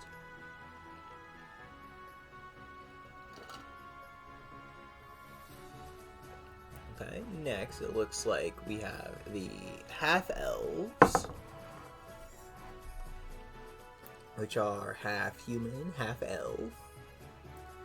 Your half-elf character has some qualities in common with others, +2 charisma, and 2 other ability scores increased by 1. Half-elves mature at the same rate as humans and reach adulthood around 20. They live much longer than humans, however, often exceeding 180 years. Half-elves share the chaotic bend of their elven heritage. They value both personal freedom and creative expression, demonstrated neither love of leaders nor desire for followers. They chafe at rules, resent others' demands, and sometimes prove unreliable or unpredictable. Half-elves are about the same size as humans, ranging from 5 to 6 feet tall. They have a size of medium. They have a base walking speed of 30 feet. Thanks to their elf blood, they have superior vision in dim conditions. They have just classic dark vision. They have Fey ancestry, advantage on saving throws against being charmed, and they can't be put to sleep by magic. They gain proficiency in 2 skills of their choice, and can speak, read, and write Common, Elvish, and 1 extra language. The next is the half-orcs. Interestingly, there's half-orc here, and I haven't seen full-orc yet. That's interesting. Though full orcs are generally somewhat powerful, so that would make sense. They're not usually something that's the best to play.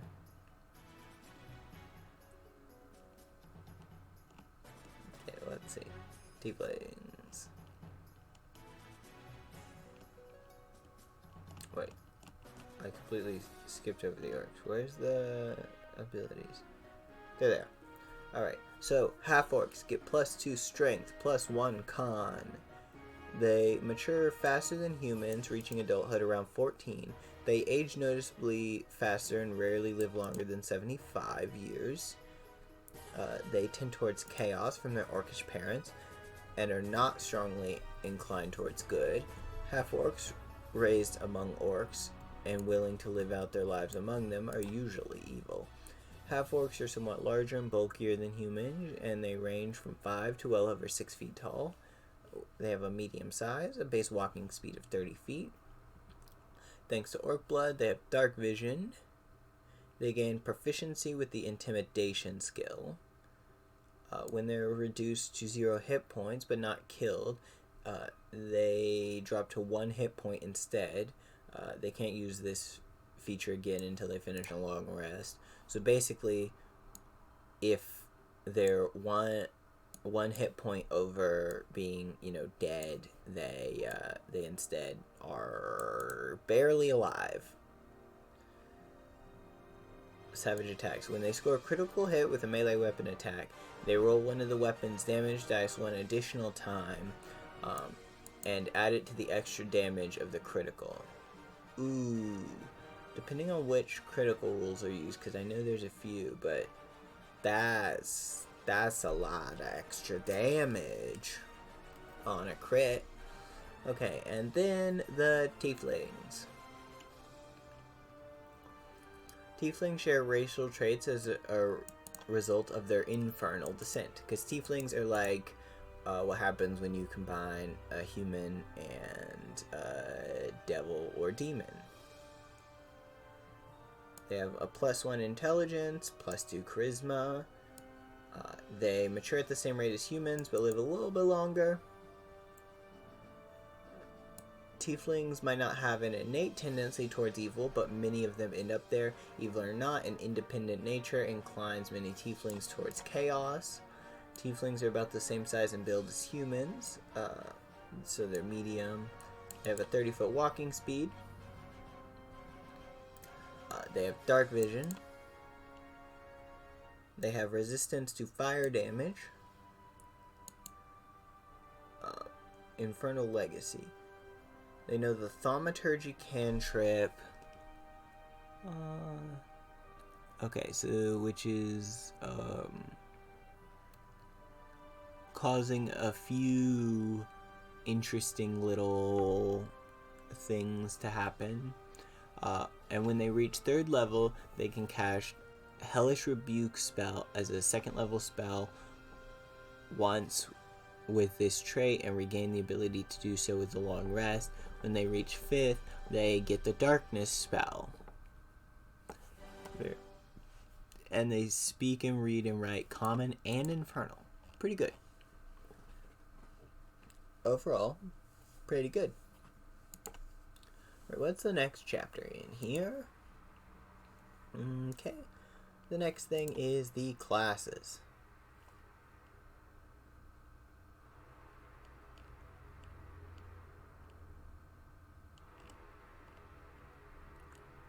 So let's look at this little table here for the classes. Barbarians, Fierce Warriors, D12 hit die. Primary ability is Strength. They get Strength and Con proficiencies. They are proficient in light and medium armor, shields, and simple and martial weapons. Bards are magicians whose power echoes the music of creation. They have D8 hit die. Their primary ability is Charisma. They get proficiency in Dex and Charisma. And they get light armor, simple weapons, hand crossbows, long swords, rapiers, and short swords. Clerics are priestly champions who wield divine magic in service of a higher power. They have D8 hit die. Their primary ability is Wisdom. They get Wisdom and Charisma proficiencies. And light and medium armor, shields, and simple weapon proficiencies. Druids, priests of the old faith, wielding the powers of nature, moonlight and plant growth, fire and lightning, and adopting animal forms. They get D8 hit die. Wisdom is their primary ability. They get intelligence and wisdom proficiencies. They're proficient in light and medium armor that's not made of metal, shields that aren't made of metal, and clubs, daggers, darts, javelins, maces, quarterstaffs, scimitars, sickles, slings, and spears. And the reason all of those are listed is because druids are weird. Druids are weird. Druids are weird. That's just a rule. Druids be weird. Alright. Fighters are a master of combat. They have D10 hit die. They have strength and dex as their primary abilities, or strength or dex, depending if you're like a melee or a long range fighter. Strength and con proficiencies they get, and all armor, shields, and martial weapons they are proficient with. Monks are masters of martial arts, harnessing the powers of the body in pursuit of physical and spiritual perfection. They have D8 hit die. Wisdom and Dex are their primaries. They get strength and Dex proficiencies, interestingly. And simple weapons and short swords are their proficiencies. They don't need many proficiencies. They punch people. Paladin, a holy warrior bound to a sacred oath. They get D10 hit die. They get strength and charisma as their primary abilities. They have saving throws of wisdom and charisma that they're proficient in, and all armor, shields, and simple and martial weapons they're proficient with. It's like a fighter with cleric abilities, and it's OP. And then Ranger, a warrior who uses martial prowess and nature magic to combat threats on the edges of civilization. Which is why they just need to rename the Ranger class the Hunter already and get it over with. They have Dex and Wisdom as their primary abilities, Strength and Dex as their saving throw proficiencies, and they're good with light and medium armor, shields, and simple and martial weapons. Rogues are scoundrels who use stealth and trickery to overcome obstacles and enemies. They have D8 hit die. Their primary ability is Dex. And their saving throw proficiencies are Dex and Intelligence. They are good with light armor, simple weapons, hand crossbows, long swords, rapiers, and short swords. Sorcerers are spellcasters who draw on inherent magic from a gift or from their bloodline. They have D6 HP. Charisma is their primary ability. Constitution and Charisma are their saving throw proficiencies. Daggers, darts, slings, quarterstaffs, and light crossbows are weapons they use. Warlocks are wielders of magic derived from a bargain with an extra planar entity, like a deal with the devil. They have D8 hit die. They use Charisma as their primary ability. They have Wisdom and Charisma proficiencies, and light armor and simple weapon proficiencies. Wizards are scholarly magic users, capable of manipulating reality. They have D6 hit die, intelligence is their primary ability, and they have intelligence and wisdom saving throw proficiencies, and they're proficient in daggers, darts, slings, quarterstaffs, and light crossbows. Let's see, should we read... Oh, hello, Shifting to Wolf. Good evening. I'm doing pretty good. How are you doing?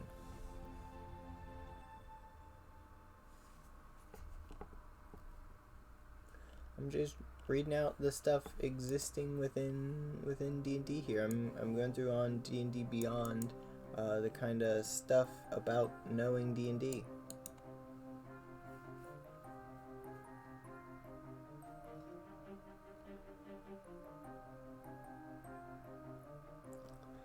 Well, I'm sorry you're having health issues.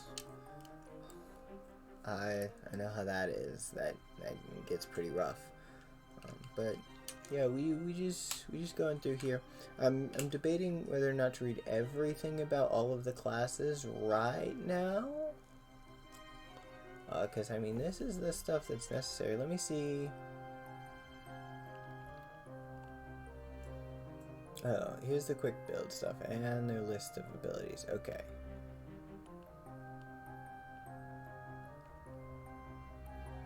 Range. Yeah.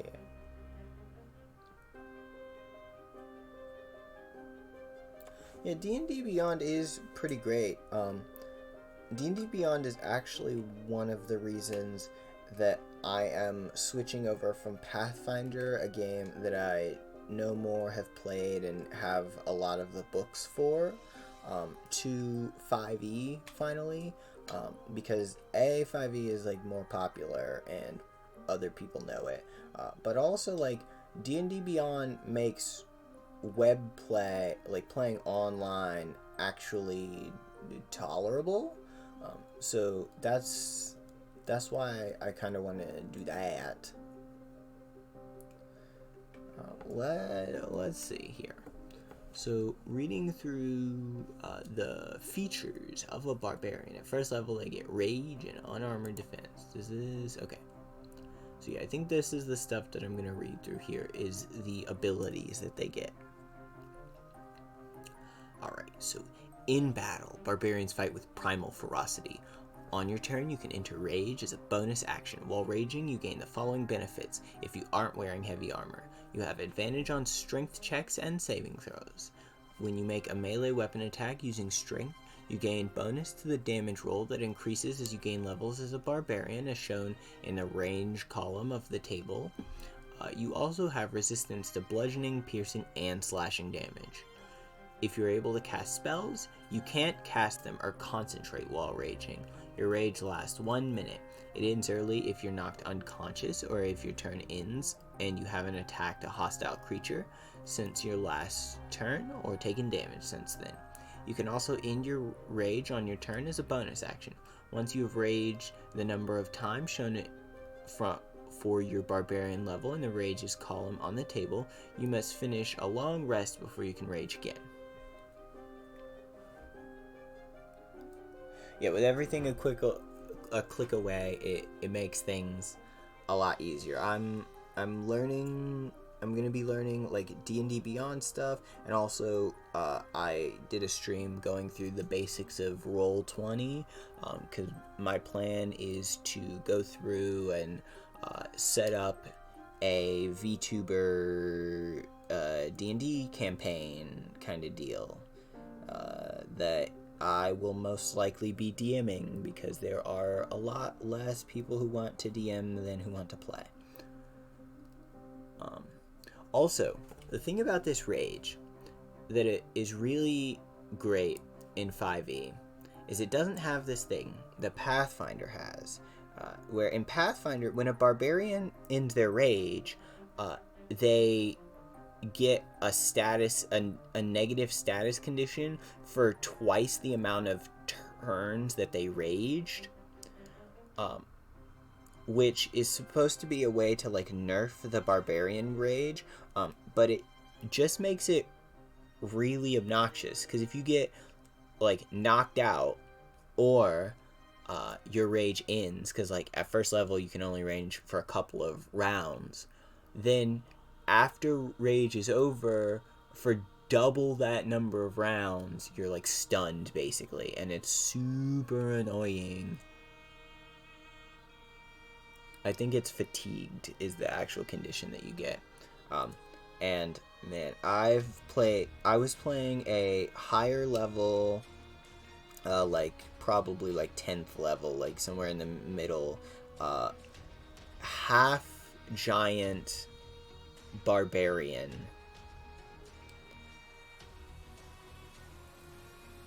and no, I don't think it was half giant. I think I was playing one of the smaller giant races, like a hill giant, maybe something like that, like a hill giant, I think. And that got to be annoying pretty quick, because I could rage for a whole lot of turns, but sometimes less turns than the battle lasted.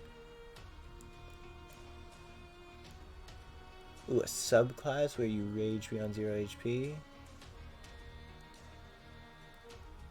Yeah, rage is great here.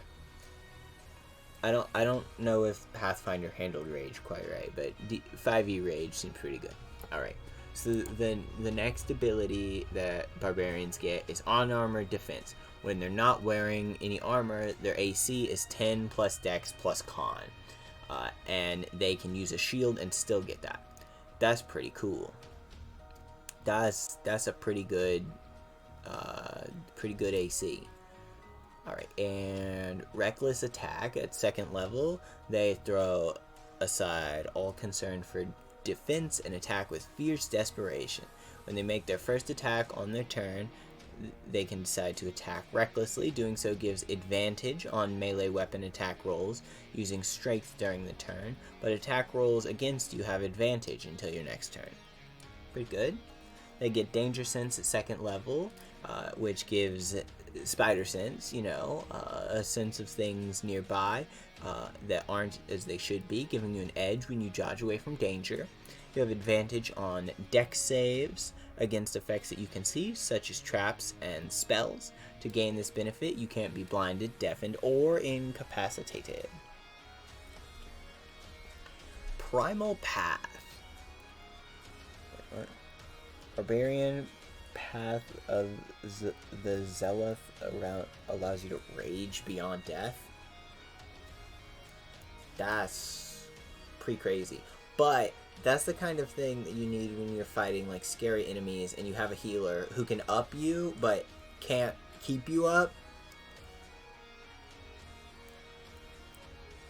That kind of stuff happens sometimes. Alright, Primal Path. At 3rd level, you choose a path that shapes the nature of your rage.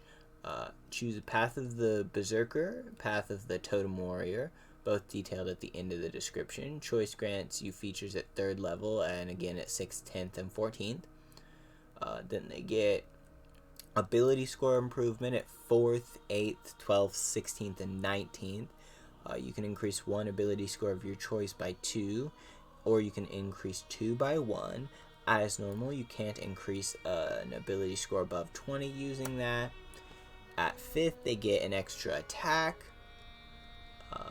Fast movement at 5th level as well, an extra 10 feet if they aren't wearing heavy armor.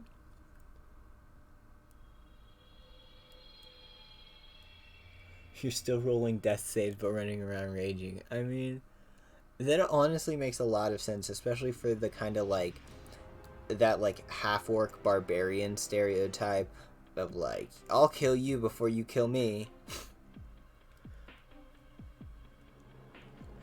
I shall not be defeated, you puny, puny wizard. That kind of thing.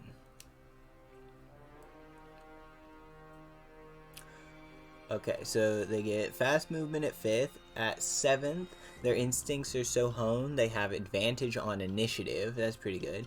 Additionally, if you're surprised at the beginning of combat and aren't incapacitated, you can act normally on your first turn, but only if you enter rage before doing anything else. Okay, so they don't get caught by surprise rounds. That's Gucci. That's pretty Gucci. You only die at the end of your rage, so if you have 0 HP and someone heals you before your rage ends, you're basically killing. That sounds kinda OP, to be honest. Like, as long as you're still raging, you cannot be dead. Well, okay. Especially by the time you have a whole bunch of turns of rage, you can just be like, yeah, okay. And as long as you hit something or take damage, you're gonna stay in the rage. As long as you have a healer, you'll be fine. That's another thing that I know about 5e that's different than Pathfinder that's good, is that in Pathfinder, even though there's more classes than in 5e, there was some classes that you basically had to have on your team. Like, if you're going to be fighting any undead in the campaign, you can't go without a cleric. Even if you have some other form of healer, which there aren't that many, you know, good other healers, you have to have clerics because clerics got a channel ability, which is AoE healing, which is OP, but also you really can't survive very well without that AoE healing in a lot of cases, unfortunately. Alright, so let's see. They have Feral Instincts, and then Brutal Critical. At 9th, they can roll 1 additional weapon damage when determining the extra damage for critical with a melee. This increases to 2 at 13th and 3 at 17th. Ooh, so at 17th, a half-orc barbarian on a crit would be rolling 4 additional damage dice on a crit on top of crit damage. That's gonna be very deadly. Indeed, but technically that's fairly easy to solve. Barbarians rage as long as they hit or take damage. If someone casts a spell like Fear or Resilient Sphere on the Zealot Barbarian, watch them rage themselves to death. Yeah, I mean, it sounds likely. The thing is having, like, spellcasters that have those spells prepared a lot of the time. Like, yeah, as a DM, you can prepare for that kind of stuff.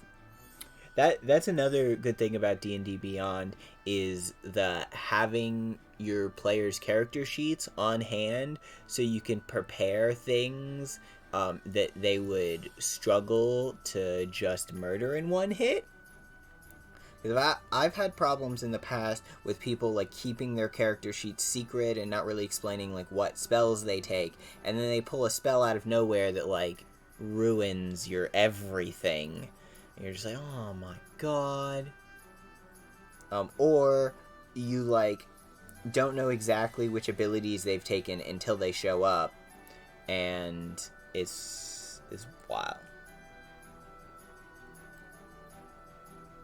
Yeah, that's a good example of it. Like, you have a monk that loves stunning strike at a creature that's immune to stun. Except for, like, in Pathfinder, stunning strike was way too nerfed, and it wasn't that good, usually. I made use of it occasionally when I was playing a monk. I played a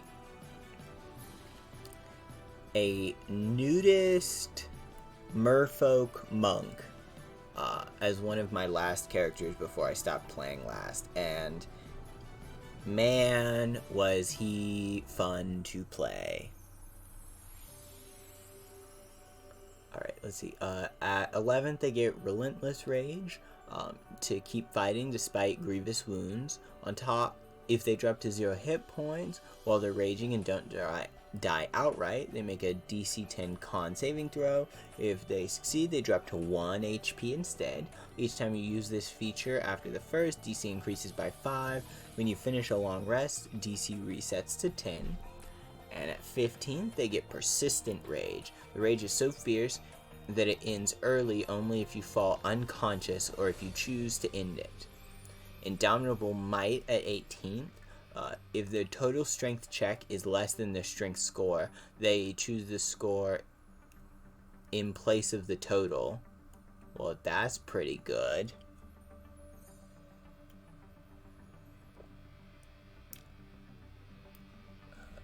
I'd make simple rule. You can be a monk, but remember, you're allowed Stunning Strike, so can my creatures. Yeah, that is one way, is have an enemy monk to Stunning Strike back, but that can be overcome too. My health issue can't really sit through D. I mean, look, my thing with D&D is I don't tend to have a lot of friends often, so I definitely understand that, like, homebrewing stuff for fun thing, that could be fun to do, especially the mental puzzle of, like, creating something that's good in the game.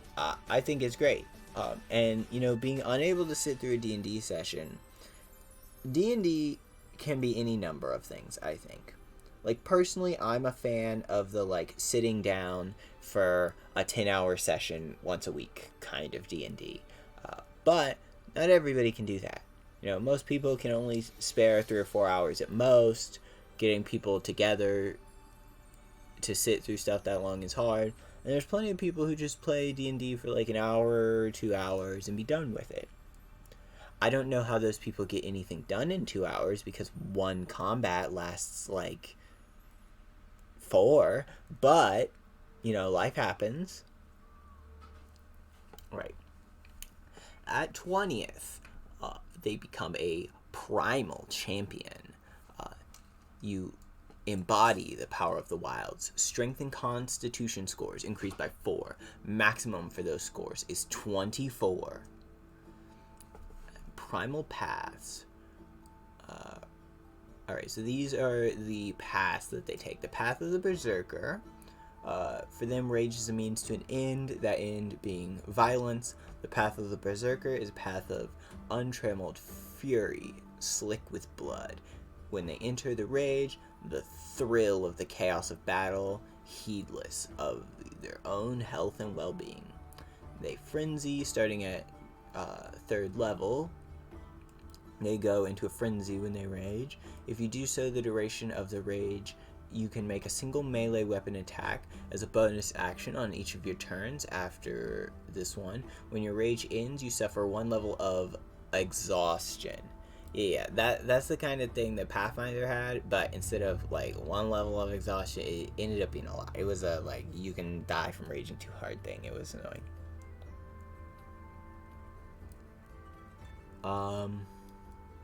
Let's see, Mindless Rage. At 6th, they can't be charmed or frightened while raging. If you are charmed or frightened when you enter rage, the effect is suspended for the rage. Interesting, it's suspended, not ended. Alright, Intimidating Presence. At 10th, you can use your action to frighten someone with your menacing presence. When you do so, choose one creature that you can see within 30 feet. If that creature can see or hear you, it must succeed on a Wisdom save, 8 plus Proficiency plus Charisma, or be frightened until you end your next turn. On subsequent turns, you can use your action to extend the duration of this effect on the frightened creature until the end of your next turn. This effect ends if the creature ends its turn out of line of sight or is more than 60 feet away from you. If the creature succeeds its saving throw, you can't use the feature on it again for 24 hours. And let me see. Frightened creature has... Wait.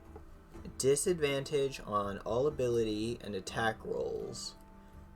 While the source of fear is within line of sight, the creature can't willingly move closer to its source of fear. Get over here, then, is what I say to that. Alright, Retaliation.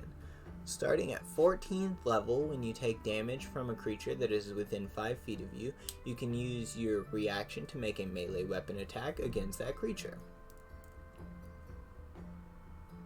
Nice, nice. Wait, so this is the Berserker path. Did I miss another path? Extra tanks. I guess that's that. Okay, the next is the Bard. Of course, everybody loves the Bard.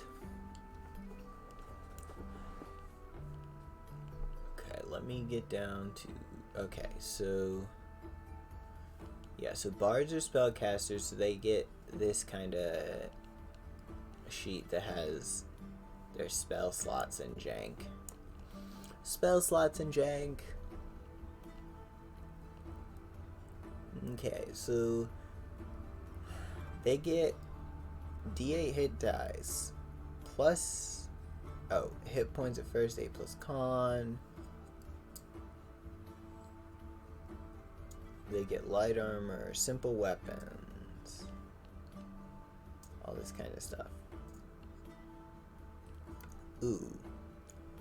Okay, so here's the thing about spellcasting. Will I do this now or skip it for now? I think I'm going to skip this spellcasting stuff for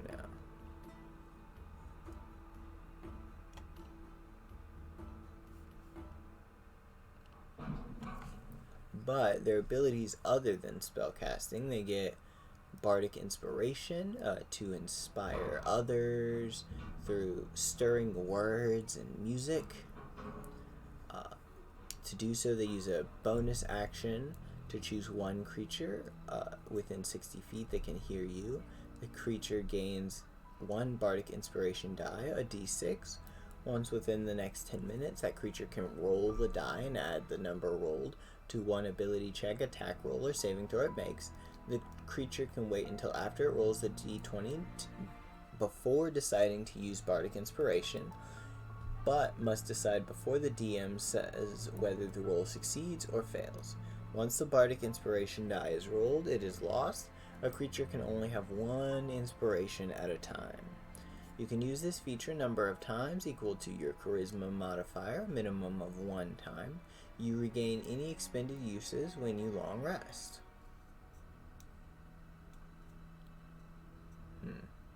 Actually, you know, I've been streaming for about 2 hours now. I think what I'm going to do is go ahead and end this stream here, and we're going to have more similar streams, probably next week. And we're just going to, like, read through the rules of D&D. Right, like, I know most people don't do stuff like this on stream, because I don't know if it makes for the best content. But I have to read through them to learn them, and it might help somebody who doesn't want to read them by themselves. I don't know. But yeah, I think that's where I'm gonna be ending this here. Let's see if there's anyone online whomst we can raid. Whomst forthwith we can raid.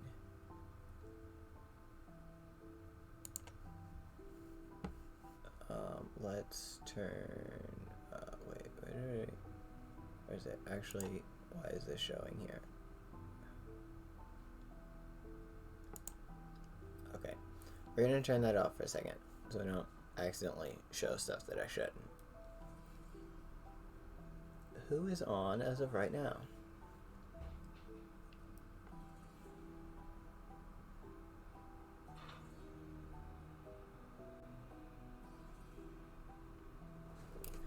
Well, it looks like Aspen is streaming some Minecraft, so let us see if we can do a raid.